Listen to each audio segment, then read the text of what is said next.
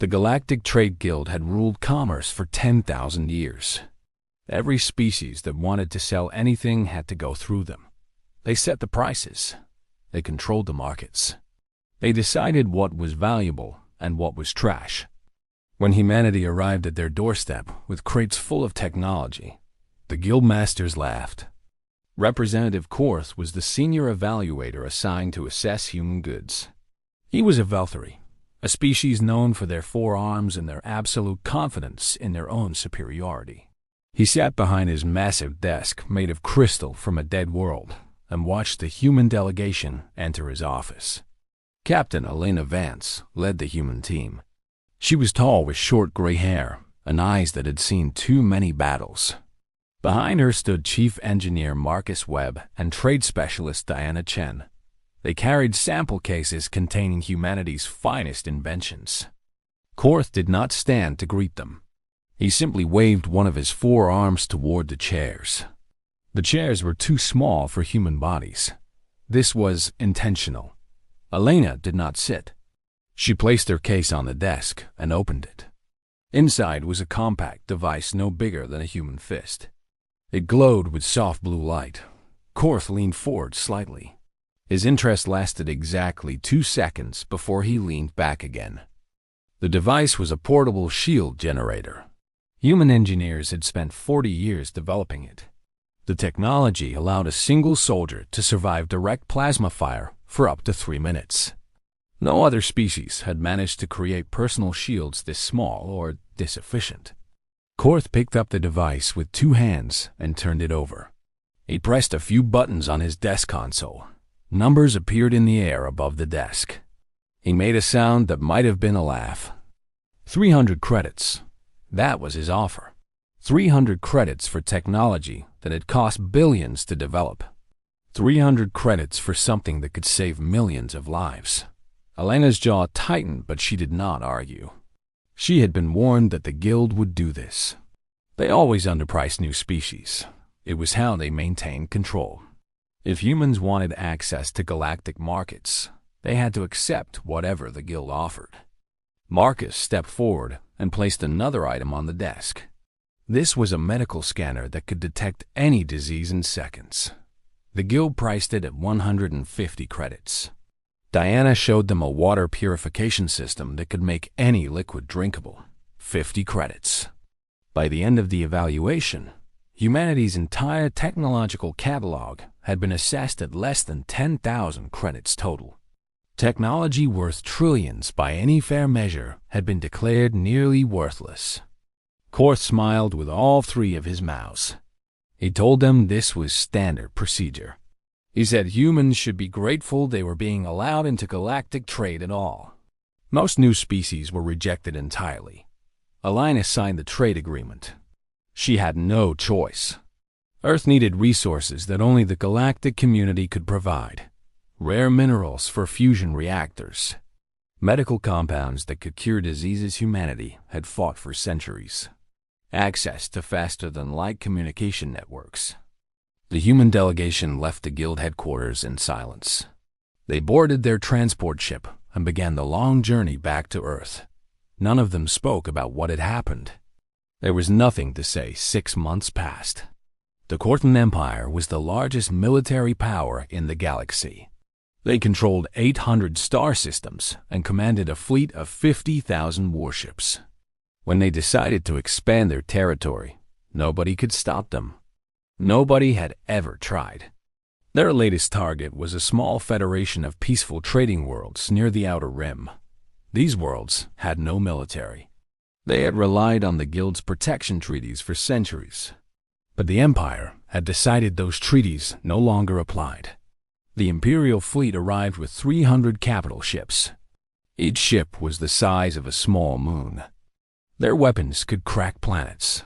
Their shields could withstand nuclear bombardment. The Federation sent desperate messages to every corner of the galaxy, begging for help. Nobody answered. The Guild declared neutrality. Other major powers looked away. The Federation worlds prepared for extinction. Then something unexpected happened. A single human cruiser dropped out of faster than light travel directly between the Imperial fleet and the Federation homeworld. The ship was called the Defiance. It was tiny compared to the Imperial vessels. It looked like a grain of sand facing a mountain. Admiral Vex of the Imperial fleet was confused. He had never seen a human ship before. Humans were new to the galaxy. They were insignificant. They sold cheap technology through the guild for pocket change. Why would such a pathetic species interfere with Imperial business? He ordered his communications officer to hail the human vessel. A face appeared on his view screen. It was Captain Elena Vance. She spoke calmly. She informed Admiral Vex that the Federation worlds were now under human protection. She requested that the Imperial fleet withdraw immediately. She said this without any emotion in her voice. Admiral Vex laughed so hard that several of his officers became concerned for his health. A single ship defending against 300? Humans defending anyone? This was the best joke he had heard in 50 years of military service. He gave the order to destroy the Defiance as an example. 20 Imperial warships opened fire simultaneously. The space around the human cruiser turned white with energy. Plasma bolts and laser beams and kinetic rounds converged on the tiny vessel from every direction. The firepower being unleashed could have destroyed a moon. When the light faded, the Defiance was still there. A shimmering blue field surrounded the ship. The same blue glow that came from the portable shield generator that Korth had priced at 300 credits. Except this shield was scaled up to protect an entire vessel. Admiral Vex stopped laughing. The Defiance moved. It did not accelerate gradually like Imperial ships. It simply shot forward at impossible speed. Inertial dampeners that the guild had priced at 75 credits each were working in ways no other species had imagined. The human cruiser passed through the Imperial formation like a needle through cloth. As it moved, it fired weapons. Not the standard plasma cannons that everyone used, something different. Focused gravitational pulses that twisted metal and crushed bulkheads. The first Imperial warship folded in on itself like paper. The second exploded from internal stress. The third lost all power and began to drift. In 30 seconds, the Defiance had disabled 12 capital ships. Admiral Vex screamed orders. His fleet reorganized into combat formation. 300 ships focused their targeting systems on one small cruiser. This time, they would not underestimate the enemy. The Defiance stopped in the center of the Imperial formation. Captain Vance appeared on the fleet-wide communication channel. Every Imperial officer could see her face. She explained something that the guild had failed to mention. Human technology was not valuable because of what it could do individually. It was valuable because of how humans combined it. Shield generators and inertial dampeners and weapon systems and sensor arrays all working together. Each piece was cheap on its own. Together, they created something unprecedented. She gave the Admiral one more chance to withdraw. He refused. Pride would not let him retreat from a single ship, regardless of what that ship could do. He ordered every vessel to fire everything they had. The battle lasted 4 hours.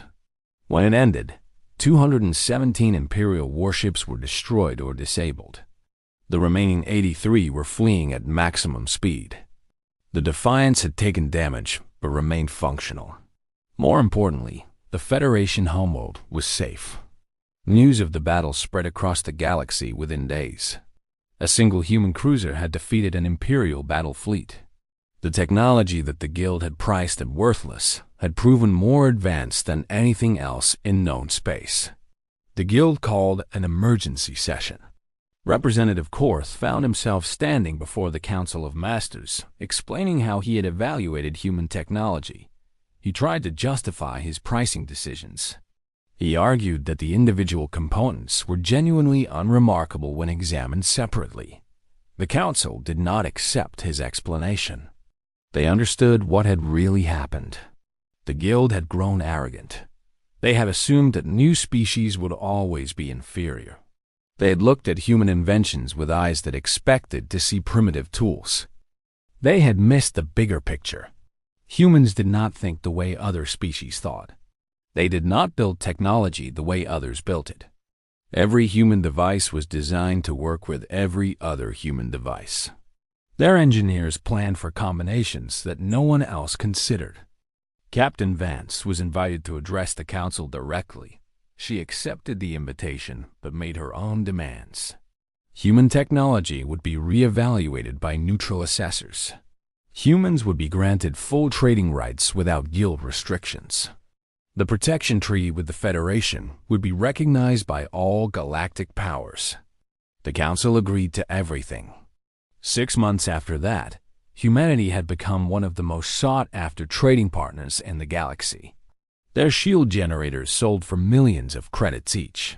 Their medical scanners were considered essential equipment for every hospital. Their weapon systems were purchased by anyone who could afford them.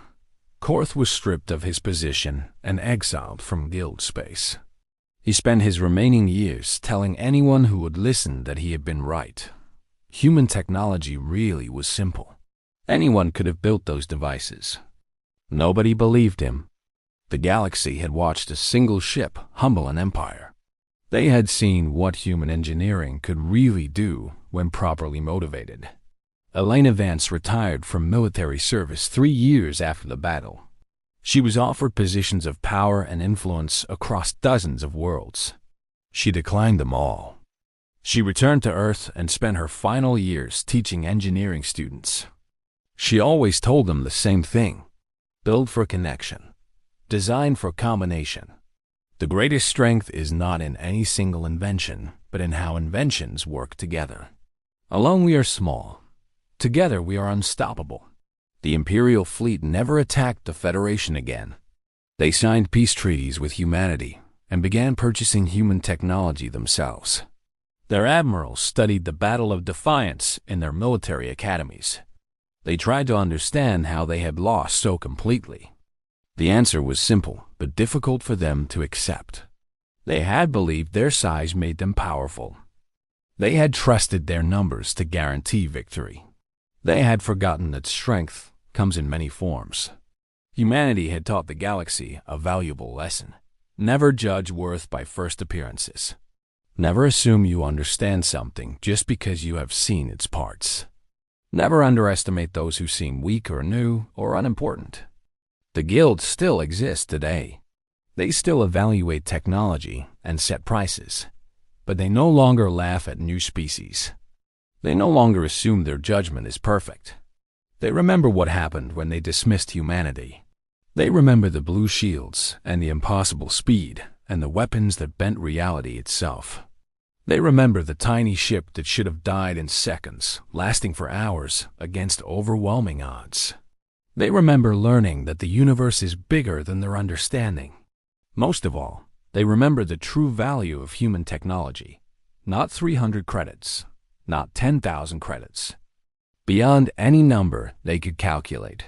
Because the real value was never in the devices themselves. It was in the minds that created them. It was in the spirit that refused to accept limitation. It was in the determination to prove worth through action when words were ignored. That is what humanity brought to the stars. That is what the guild failed to price correctly. That is what the Imperial fleet discovered too late. And that is why, across 1,000 worlds and 1,000,000 years of history, the story is still told. The story of the day humanity showed the galaxy its true value.